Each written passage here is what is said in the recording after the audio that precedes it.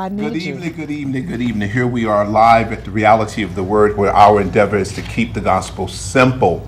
And we're going to open up with a word of prayer and read a verse of scripture, and then I'm going to introduce this phenomenal panel that we have tonight to deal with an issue that is close to all of us. Let's pray. God, we thank you now for this day you blessed us with. We thank you for how you have allowed our steps to have been ordered by you. You have ordered our steps. You've illuminated our path. Now we ask that you just bless us with your presence and that you allow your glory to be revealed through this telecast tonight. Father, allow the ears to be open, the viewers to be aware of that which we bring forth tonight for your honor and for your glory. In the name of the Lord Jesus, we thank you. Amen. Amen. I am elated tonight to have, again, it's that time of year where we're going to be dealing with, we're going to introduce the panel here in a moment, the fourth Community Prison Awareness and Prevention Gathering. But I want to read a verse of scripture to you from Matthew Gospel chapter 25 and verse 31. It says, "When the Son of Man shall come in the glory and all the holy angels with him, then shall he sit upon the throne of his glory. And before him shall be gathered all nations. He shall separate them one from the other, as sheep divided the sheep from the goats. He shall set the sheep on the right hand and the goats on the left. Then shall the king say unto one on the right, Come, ye be blessed of my Father, inherit the kingdom prepared for you before the foundation of the world. For I was hungry, you gave me meat. I was thirsty, you gave me drink. I was a stranger, you took me in. Naked, and you clothed me. I was sick, you visited me. I was in prison, and you came unto me. Then shall the righteous answer him, saying, Lord, when saw we thee hungry, and fed thee, or thirsty, and gave thee drink? When saw we thee a stranger, and took thee in, or naked, and clothed thee?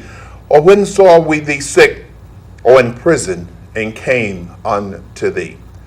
And the king shall answer and say unto them, Verily I say unto you, inasmuch as you have done it unto the least of these my brethren, you have done it unto me also."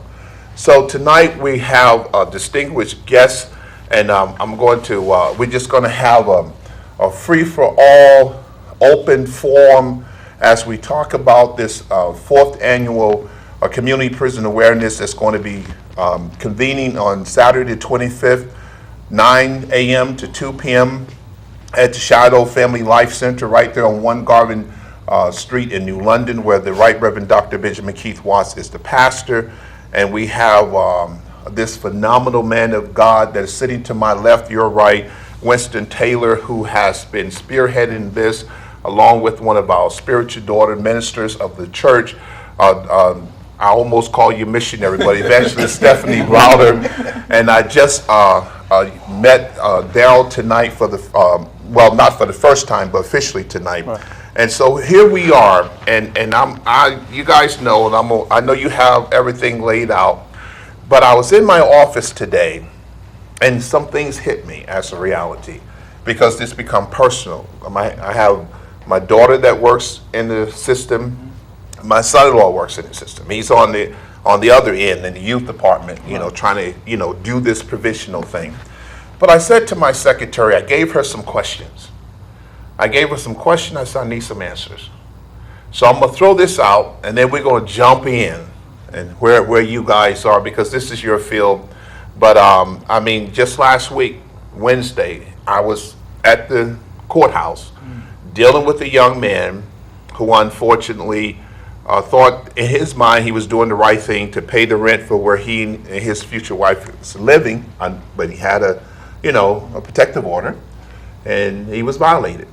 And so now we're in the process of working diligently hard, because 2 months away from coming off of a 3-year probation, and this is the only thing he's done. And it seems as though the system is designed, unfortunately. But here's because now, folks, these guys have no idea what I'm gonna come out with, but hey, we're gonna have fun tonight.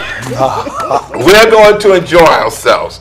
Now, I asked my secretary to give me some information. First of all, I know, this what we talk about is not going to be something new, but I wanted to know, first of all, how many folks are incarcerated here in the state of Connecticut? And as of July, we have 16,594 that are incarcerated. But now of those, 6,934 are people of color, African Americans, let me put it that way, 41.7%. Then another 4,336 Hispanics, 26.1%. And of course, the others is somewhere around 5,324. That gives us almost 68% out of the 16,000 that are incarcerated, 67.9% of the people of color. Think about this. Now, and I wanted to know again, and as Daryl's going to speak to this, because he just informed me that he's working with that little trouble age between the 18 and 25. Here's something interesting, and that's the age group under 25, 3,151, or 18.9% of those are incarcerated. Now, when we look at the recidivism rate that is taking place, the most recent study shows that in the DOC was completed in 2012 through the criminal justice policy system, that here's what was a little bit disturbing. Study found that within 5 years of their release, 79% were rearrested, 69% convicted of a new crime, and 50% returned to prison with new sentence. You know, and my daughter, again, who is a substance abuse supervisor, doing a phenomenal job. But here's the one thing that's going to speak to this panel tonight, because I didn't want to leave you guys out here with all this bad news. But here's the one thing that speaks to the panel tonight. The religious programs, or the faith-based program that has no scientific study, but has been so effective, that now this study was done a little bit earlier, but out of those that have gone through such programs as these young men and my daughter's going to talk about tonight, only 8% return back to be incarcerated. Now, Winston, having said that, and Daryl and Stephanie, we're going to let you guys go and introduce yourselves and tell us a little bit about. Let's start with what really brought this to the forefront in your spirit, in your heart. I know you're a social worker. You see it on firsthand, but what is it that kind of got you to this place where you really taken? And I watched you. You're taking it personally. You're really trying to do what you can to make a difference. Right.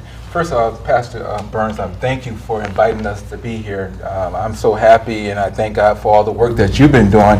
And looking at this serious social issue. You're right.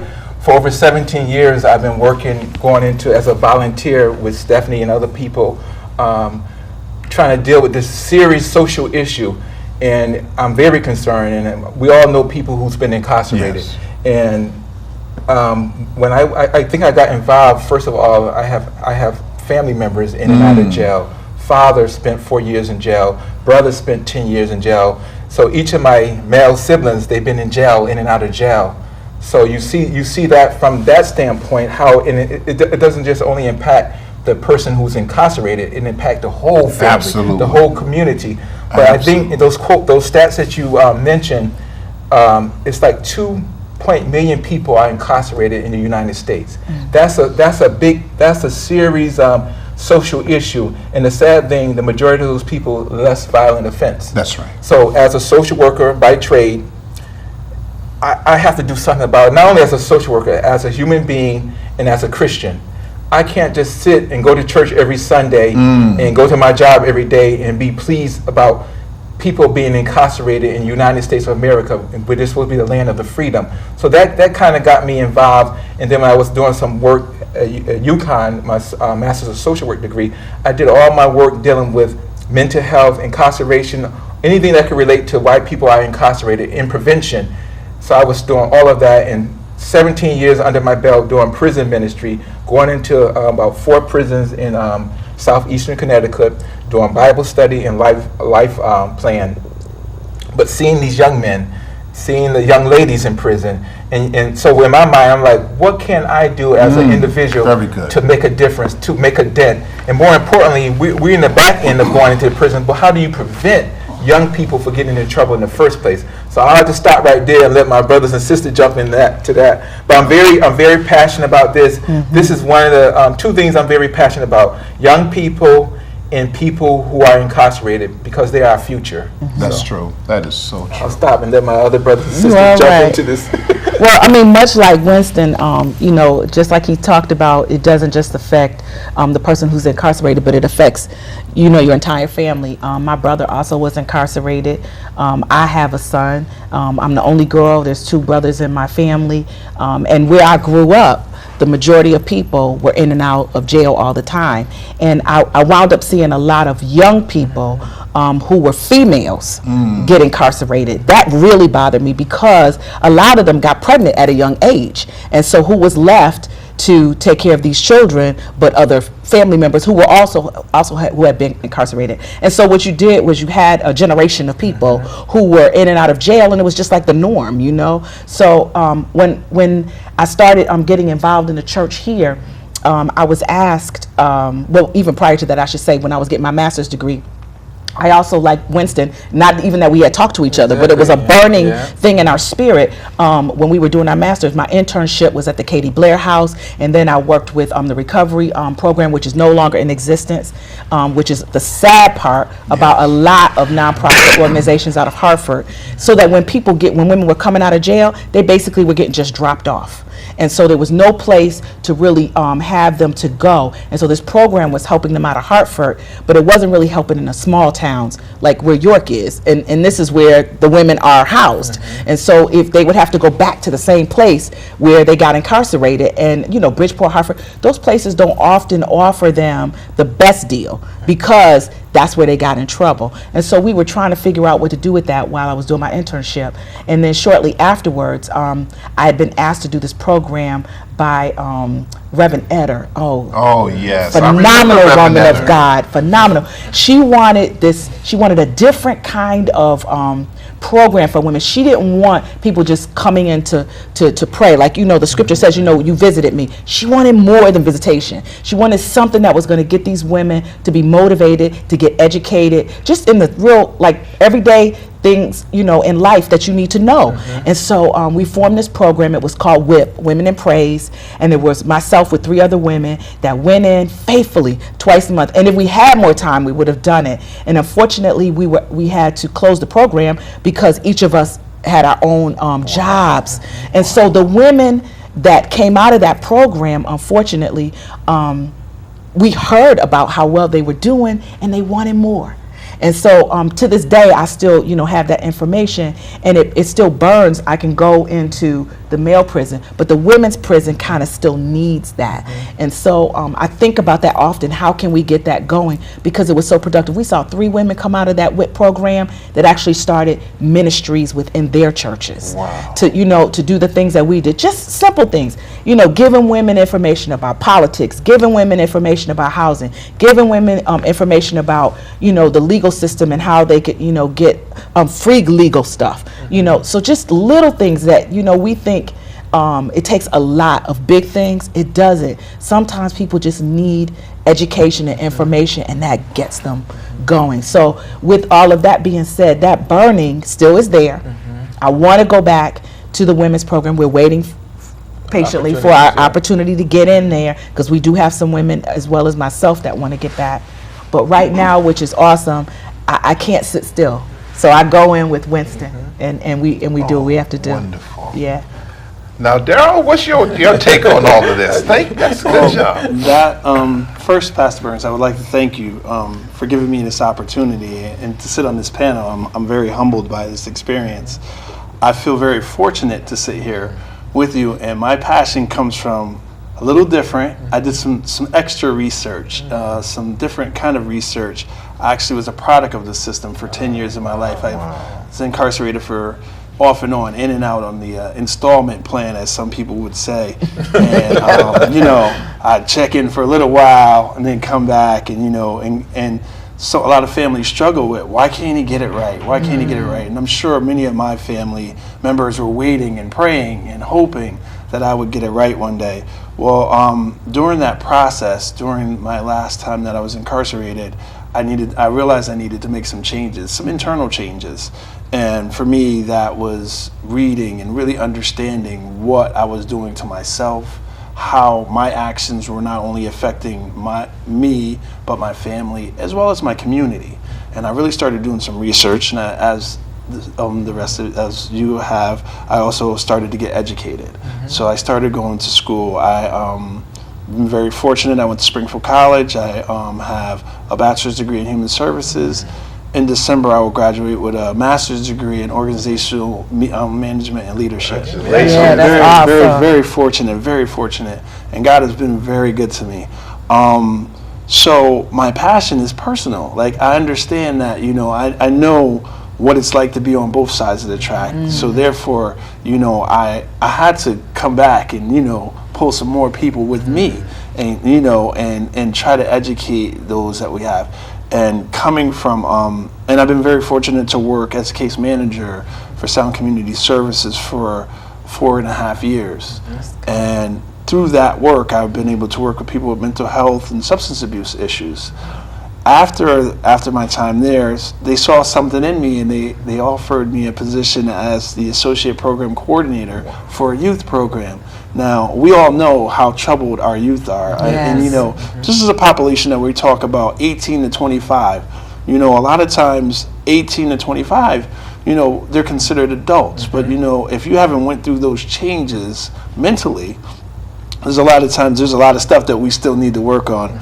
I don't know if you guys remember when you were 18 to 25. No, that was too far. But, when I was 18 to 25, I was making some poor choices. So we believe that we have something really good. We have the Access Center, and it's a young adult program where young adults do not have to have a diagnosis. They can come in and, we help them work on resumes. Some of the things that we have is case management services, homeless outreach, independent living skill classes, GED classes, extended educational support, and different things like that. So we basically help the individual, kind of get to where we were, where we're at now.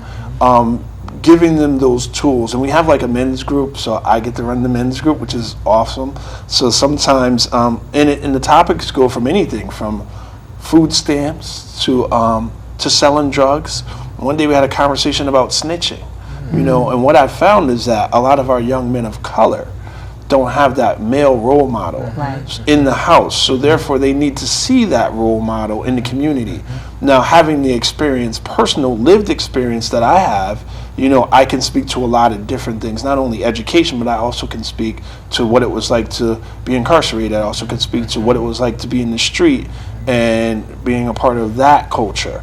So I guess, I'm keeping it real or keeping it 100 or whatever the saying is, but I can speak to that, and, it gives it some validity. A couple of my friends, we talk about this, driving a nice car. When you drive a nice car and you work hard for it, that opens up a conversation for our young men. They're like, wow, that's a nice car. What do you do? Well, when you tell them that you're a case manager or you work in a program, but working with the youth, they actually get to see you in action, working in the community, and then getting in your nice car, going to your home. This is something that we've lacked for a long time in our community, those male role models. So it's our job. When you speak, Pastor, about those numbers, I know those numbers very well, the 2.2 million people incarcerated. We also, one word that a lot of people are not talking about is mass incarceration. The mass incarceration, the numbers of how our communities are affected by men of color and being locked up and not being that head of the household, and how it actually affects not only the home but also our communities. So when they are released and they have that the felony conviction, it's harder for them to get reestablished in the community, because there's no employment for those that have criminal records, and it's harder for those people to reestablish themselves in the community. So with a program like this, the Access Center, what we try to instill in the young men and women is not getting that first felony. If we want to eliminate mass incarceration, we have to stop people from getting arrested. Right. The first felony is probably one of the worst things that could happen, because the more you get arrested and you get the felony conviction, the further and further you are away from actually achieving successful goals. It's harder for you to get a better job. Sometimes it can even affect your education, where you live at. And so it's important for us as community leaders and members of the community to focus on trying to get our young people to not get that first felony. I'm not going to take up too much. I want to bounce back to the Access Center and the things that we do there, because it's an awesome opportunity. This is something that I'm glad that we're at this table, but I would love for everyone to be involved in it, because this is something that we have a good product. What we did was we just basically gave them what they want. There's video games, you could come in and, we got a couple TVs, and we kind of the guys can play the games, but they also can use computers. They also can have one-on-one conversations with the counselors and the people that are there. It's their center. We're just helping to do this. And then we're very fortunate to be in collaborations with DEMIS, the Department of Mental Health and Addiction Services. The commissioner is fully behind this program. So therefore, we have a product that we believe that's working in our community. And we recently had a block party where we had almost 200 people come, and we almost got 100 people signed up for the program. So there's a need. So when you have that aunt or that grandmother that has that 18-year-old, the 25-year-old that's sitting on the couch with no real direction, you send them to the center, and we try to build them up and give him some tools and let him pick his path. There's choices. One of the things that I've been very fortunate to have is choices. One of the things that when you're incarcerated, your choices are taken away from you. They are. Your choices are taken away from you. So when you have the opportunity to get choices back, man, what an opportunity. What a blessing to have choices again. To even, we had a young man recently, I heard a story real quick. He was released from prison, and he went into the Dunkin' Donuts, and the case manager was like, go ahead, pick out whatever you want, whatever kind of bagel you want, or whatever you want. And he stood there for about 10 minutes, and he couldn't do it. Couldn't figure it out, because his choices had been taken away from him for so long that he didn't know what to pick. People have been picking for him for so long. So what we're trying to do is reinstill choices, giving these people choices back. Because when they understand that you can drive a Mercedes, you can drive this, you can live wherever you want, but these choices that you make early in life can affect you later, can affect that from happening for you. And you don't have to sell drugs to drive a nice car. You don't have to sell drugs to wear nice clothes. Hard work and dedication. What my mother used to instill in me, but I didn't listen then. Right. That those things really pay off. And character. One of the things that we definitely want to instill in our young men is character, because character speaks louder than anything that you could ever buy. Very well. Well, we're glad to have you here Absolutely. at this table tonight. Absolutely. Thank you This so is much. great. Now, this actually kicks back over to you, Winston, pertaining to that earlier stage of prevention. My son-in-law, he works in probation with the youth, and a good friend of most of us would know the lawyer I won't mention by name, but he left G10 to go to probation, and I asked him, I said, well, why did you do that? He says, well, Pastor, if I can keep them from becoming part of the system from the beginning, as Darryl has said, then we have a chance to try to, kind of guide them along the way. But this kicks right back to your vision and the passion that you have about the prevention aspect of it. Yeah, and the prevention, that's so important. Preventing crime, preventing all these things, even deal with the health. Prevention is better than anything, and that's another reason why the Community Prison Awareness Prevention Gathering. So it's the prevention gathering too. So not just making people aware of the serious issues of incarceration, mass incarceration, but prevention. What do we do to prevent this stuff from happening in the get-go? And so I'm so happy that this year, our theme this year is prevention of crime, mentoring our youth. This is the second time we're using this theme. And another thing, what we're doing, we are developing a mentoring program, a new mentoring program. But we're doing young men and boys from the ages of 12 to 18. Brother Darryl is working with the brothers from and sisters from 18 to 25. 25, So right. that's a great link. Oh, yeah, we're partnering too, absolutely. because Brother Darrell's going to be one of the speakers at our conference. He'll be working with that population. But I met Brother Darrell just today, but we talked on the phone. Someone introduced him, somebody who was formerly incarcerated, because they saying, you see what we're doing. So how do we come together? Like Stephanie and all of us are coming together, working together to prevent all this stuff from happening in the first place. But I'm so happy that we're developing, and we're going to launch our mentoring program right at the conference on October the 25th. And I already got, how many adult volunteers? I already got 8 adult volunteers who actually signed the application and gave it back to me to be mentors. And then we're looking for mentees now. So I'm happy about that, because that's going to prevent these young people from going the wrong direction. And we know it's already been proven scientifically, if a young person have a mentor, they're less likely to get into trouble. They're less likely to be out there by themselves. It's just helped them in their education, their career, and having somebody to check in every day or every week. That's huge right there. Right. And just to kind of put it on a broader perspective, pastor, as my personal pastor, so honored to have him in my life, been knowing me since I was knee-high to a grasshopper. That's a long time. Many years. But just to know his personality in terms of the community, this is not something new for you. You have always been a person who has been hands-on, even so much as having people into your personal home. Yeah. That's what you and your wife do. And so when I talk to Pastor about this whole community prison awareness, I felt so comfortable knowing that it wasn't going to just be enough for me to say it to you. You were going to feel it. You were going to be part of it. And so I say that because we know that this takes place at Shiloh. We know that Winston belongs to Shiloh. But you were not selfish, nor Pastor Sharon, in saying, okay, Stephanie, if you want to be part of a bigger community, go right ahead. And you've allowed not only myself, but the other people who are part of our personal church prison ministry to also join into this community prison ministry. And so I want to say to anybody who's listening that we don't, we want to make this aware to people, not just to come out, but to be part of the community prison awareness. Because what we want is for people to be part of this whole this whole group.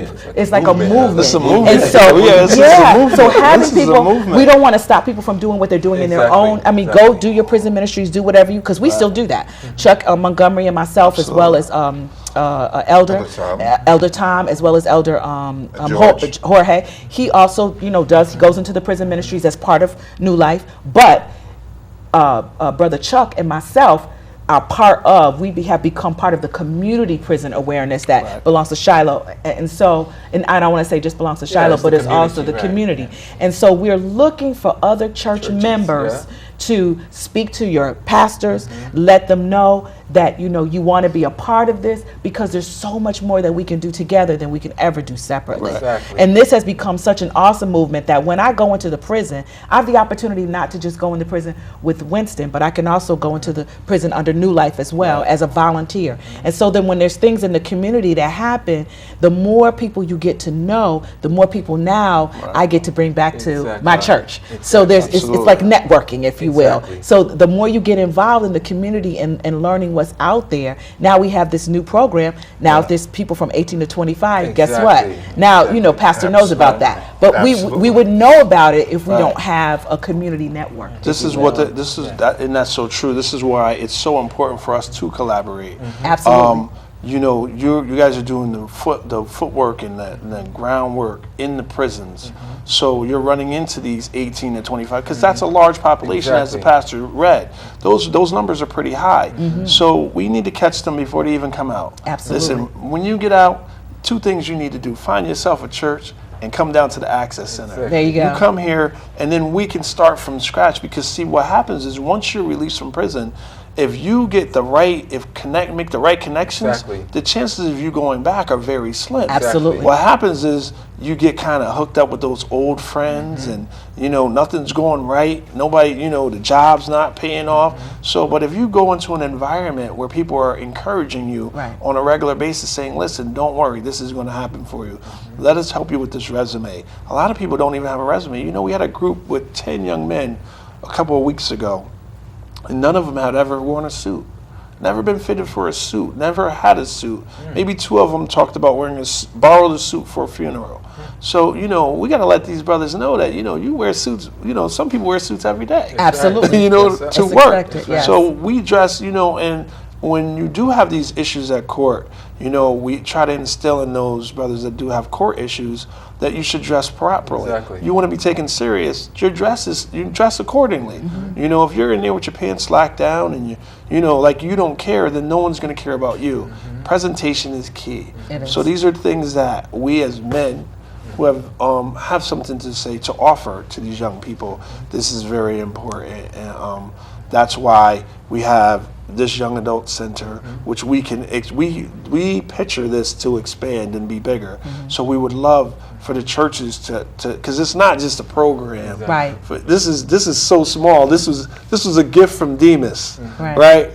Demas gave us a gift, but this is our thing. Right. This is something that we need to tap into while people are listening, because for so long that no one listened to us. So now they're listening. They're saying, hey, 18 to 25, there's trouble with that. Right. Okay, Yes. so we're going to give you a place, a venue to bring these young people and steer them in the right way. So here we have a place, and this is going to be bigger. We're going to have washing machines, showers. I mean, if you homeless and you can't take a shower, you could come there That's during the good. day. That's take good. a shower. That's a good thing. A woman, we got women that are 20 years old that are prostituting and living in Absolutely. tents right now. That's right. They could come to the center, take a shower, get their hair done. Get their hair done and feel a little bit better about themselves. That's- When we started it, we have the guys that come in and they play the video games, no violent video games, no guns, no blood, but the sports games, the basketball, and, I tried to play a couple of times, and I'm getting dragged around the court right now. But I'm working on that. But one thing that I tell, like a lot of the coworkers, is that it's a good thing for our community too, and our corporate community, because a lot of times they don't have that interaction with the young African American, Hispanic male. They just see them or what they see on the news. But when you see them in the hallway now in our agency, they're like holding doors and helping out. We had an issue with our parking lot, so we needed people to guide the people around so they wouldn't, they could get around the parking lot because we had some construction going on. Our young men from our community were the guides for that. So see, these young men and women want to do something positive. They just, no one was listening. So now we're listening. So let's open this door. In the prison ministry, this is big, because not only is this a prevention piece, Exactly. Right. but there's so many people that come out that were like me that want to do something positive, but there was no venue.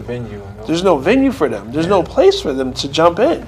So now we're opening the doors, and now when we go into the prisons, we can say, hey, we got a spot for you. Exactly. Right. We got a spot for you. Right. And what happens when you start seeing that, you start to see brothers come together and maybe create their own thing, or and we get bigger and bigger. So it's a beautiful thing. I feel so honored and humbled to be sitting at this table to be able to speak about this program. I'm very excited. I'm gonna be honest with you. This is really good, information for everyone out there to have. But and listen to everyone here speaking. There's some common threads. Right. Now Winston made mention about the 2.2 million people that is in the freest nation on planet Earth. Right. Yes. But we have more people incarcerated in China. That's right. America incarcerates the most people. More people. It does. But the problem is 80% of them are people of color. Absolutely. Now that becomes That's a huge problem. Now if we flip it one more time, Uh-huh. that 75% of the head of the household Right. Is incarcerated. is the Absolutely. female. That's right. So now you see that disconnect that you're talking about, because we do not have the positive male role Exactly. Right. in the home, Right. to be an example to those young youth, which, by the way, that 18 to 25, which is the number one leading, let's say, death in Black America Right. is homicide. Right. 18 to 25. That's There it. you go. I mean, it's black on black crime. Yes. So it's a systemic problem to the degree where the shackles and chains may have been removed from the ankles and this yoke from But not around from the the neck. mind. But if we don't get it right up here, Yes. if we do not Mind. begin to educate ourselves, That's right. and understand that you know, like I said, I have family members that work for DLC, but DLC is a multi-billion-dollar machine. You know, for every, you know, it costs more to 30 keep. Somebody Between locked up 35 and 40,000. 42 between Go to $35 jail. and $42,000 a year Just to right. incarcerate An someone individual. that's a male or a female. And when we were really looking at those figures, it blew my mind. I'm thinking to myself, that's somebody's yearly earnings. It's 35 to 40. They could be giving that money to a young man, you know, that is not incarcerated for a felony or for something major in order to educate him. You could go to school. You could probably go to UConn for $35,000 a year. And so, you know, instead of taking that money and incarcerating someone, you could take that money and educate them. But that's exactly why we have what we have in terms of the prison system, is because people are making money. We would never have But it if people weren't making money. It become a mindset. Absolutely. I just heard, I'm trying to remember who just told me this, that, and this just recently happened, where a gentleman was getting ready to get out, like his release date was like, let's say within the next 2 or 3 days, and he did something stupid. You know, so the CO asked him, well, what are you doing? He goes, well, you know, I can't survive out there. Absolutely. So that mind, yeah, Institutionalized. Right. it becomes a getting cold, too. mindset. And it's not just the institutionalization of a prison. When you talk about education, when you talk about information, people are imprisoned in their own minds Exactly. because they don't have the encouragement. They Right. don't have a mentor. They don't know what it's like to wear a suit. The only thing that they know is what they see in front of them. Like I talked about those young women in my neighborhood. It was almost as if that was what was supposed to happen. You get pregnant, if you get incarcerated, no big deal. No consequences whatsoever, because it was expected and everyone did it. And so until you start to change the mindset of young people, not just men, but women as well, you have a lot of girls who are doing human trafficking. Some of them get into human trafficking not because someone actually, you know, drugged them and tied their hands. They will tell you, I do this because I can get my hair done, I can get my fingernails done, I can get new clothes. So when you have young people with this mindset, then it's very difficult to get them into something that's going to be decent, that's going to be non-criminal, that's going to lead them in the right direction to where they actually can see the outcome of driving a Mercedes or a Cadillac or what have you. It's very, very hard, especially when they have to work a little harder for it. Right. If you can get your hair done and your nails done, You can save. You can and save you don't money. have to go to work, you know, it's a little different. And so you have young people who really are looking for sometimes for something very easy because they don't know anything. But allow me to just throw this out here as a little reality. Because, I mean, what we have here is positive energy that's flowing from this round table, Right. you know, through the telecast. But sometimes you could want for someone something more than they wanted for themselves. Absolutely. Yep. Totally agree. And you could, it's not that you don't want to invest the resource or the time or the mentorship, but if we don't begin to show through experiences, example, that here's, you may, I wish, if you remember, I don't know if you remember that banner on the wall, you know, about choices, but it's so important because here's the concept. You have choices, but for every choice there's a consequence. Absolutely. And that's what we're failing to see, because it's good for the moment. Right. You know, that quick money, that fast money, it's good for the moment, but there's a consequence behind it. Right. And this is what we have to understand, that, and the reason I'm asking this or throwing this out here is because how do you guys know that you have 10 men standing in front of you, but only 5 of them really wants to make a difference, and the other 5 just going to waste your time. So do we have a way that we can kind of like, I don't want to throw a negative, but do we have a way to be able to determine, Or to measure, if you will. well, who are we going to invest in? I mean, how many times, like, there's come a time where you got to say, okay, this ain't working. Oh, I see what you mean. Yes. Yeah. Well, going into prison, the other day, we go in every Monday. So these men been in prison many times. So my strategy is, look, many of y'all had 4 and 5 chances. Now you're on your 6th chance. So what are you going to do different now? How are you going to deal with your pain? How are you going to be healed from your pain? And because one lady was saying, people who are addicted, they always get, and take. Now start giving of yourself. Stop worrying about your addiction and your problems. So you see a lot of people coming in and out of the prison, but my thing is I be real with them and I say, look, don't fool yourself. Do not have jailhouse religion where you only come to church because you're incarcerated. So we see individuals who may not be ready for change, but I really believe that with the help of God and with the help of just a lot of different people, many people are making that change. They don't know how to, but they're taking one step at a time. So that's the hope. When I see people in the grocery store who were incarcerated, they stop me. When I'm in when I'm in Bloomfield, Connecticut, I see people who were in prison before. Actually at the conference this year, there's a man in Norwalk, Connecticut. He's going to be doing part of the workshop. He was in prison 12 years ago. He changed his life around. He's a grandfather. He's working, and now he's doing community work. He got a basketball thing that he does.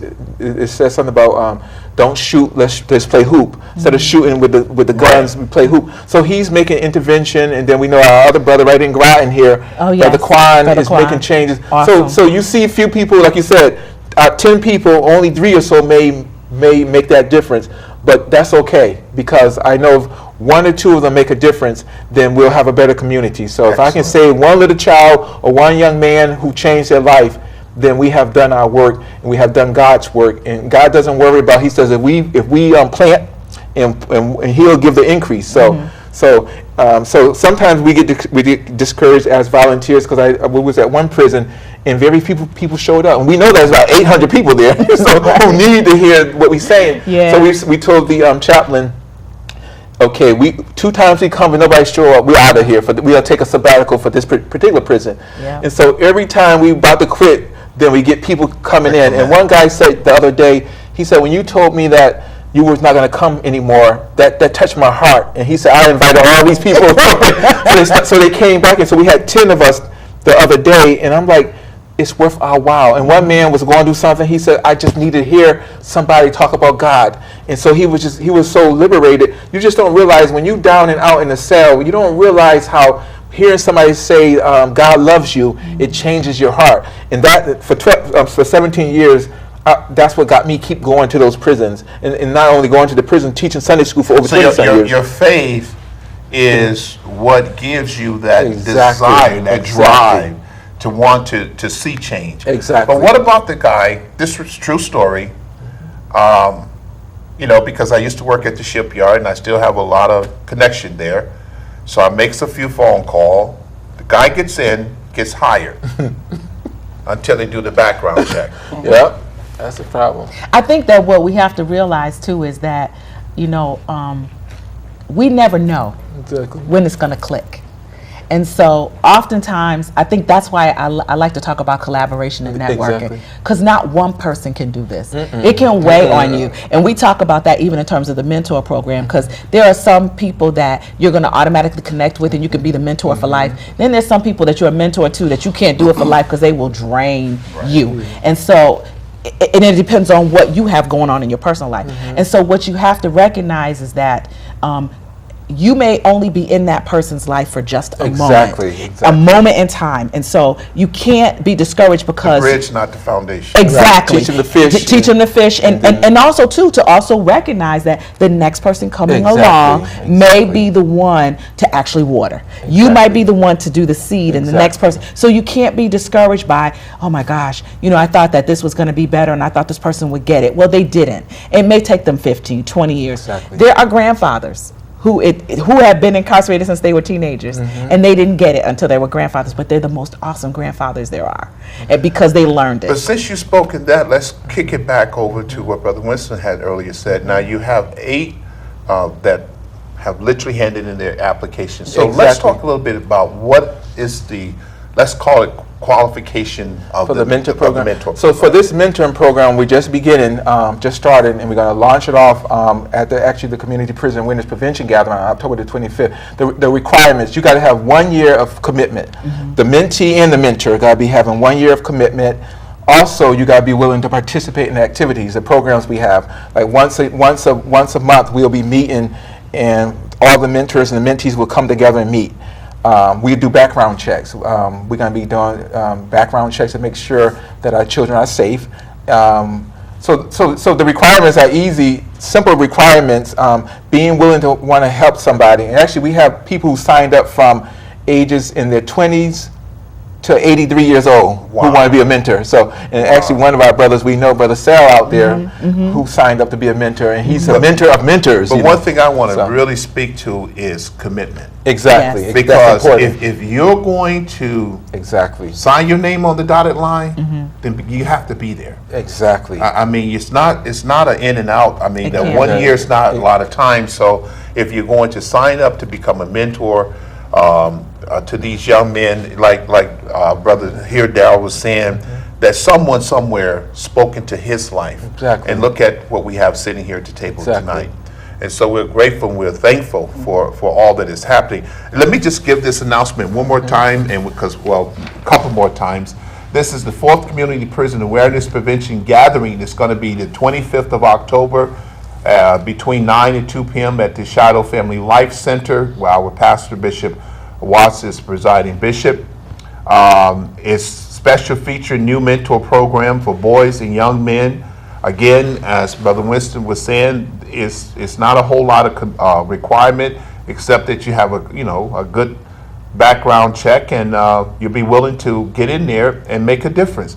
Because if you're not part of the solution, part of the problem, right? So applications, I guess, would be there as well. And by the way, I was at last year. I was physically, personally there. Yes, you were. And I will be physically, personally there this year, Thank you. because it is important that if we can, just put some type of net underneath these youth and these young people to keep them from becoming part of the penal system from the beginning, then, hey, you may not have to put so many bolts on your windows at night.